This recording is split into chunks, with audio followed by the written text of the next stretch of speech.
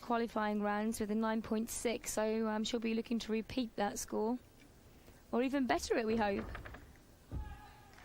That's the handspring front half in the pike position again, which we saw earlier on. Slightly better performed, better legs, and good landing distance.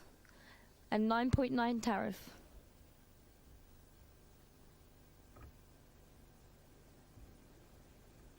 And here we see it again in slow motion, perhaps lacking in height slightly, but very, very neat and a good solid landing.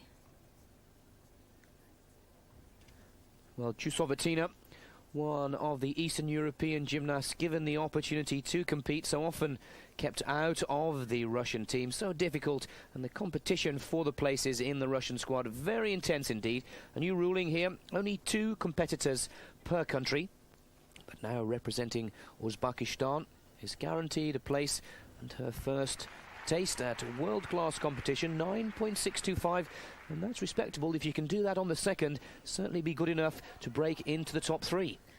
Something else which is different as well in an all-around competition, instead of taking the best mark of the 2 vaults, they're actually averaging the 2 marks. So they have to perform 2 good vaults to come up with a good score. They can't fall down on one and have 1 good attempt. They have to be 2 consistent vaults. Second vault for Chusovitina.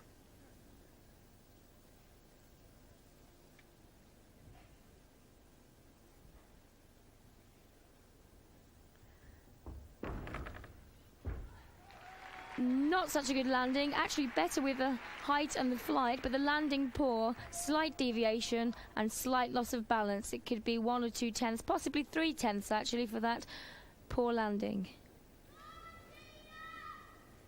Take a look again in slow motion, really looking for the flight off the horse there, and just quite clearly, as we've been pointed out, off balance, and a few tenths of point will be taken away there.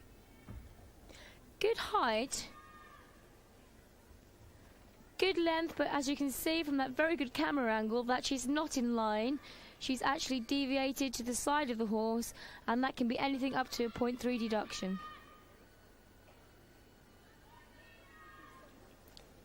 Chusovitina goes into 5th position, 9.581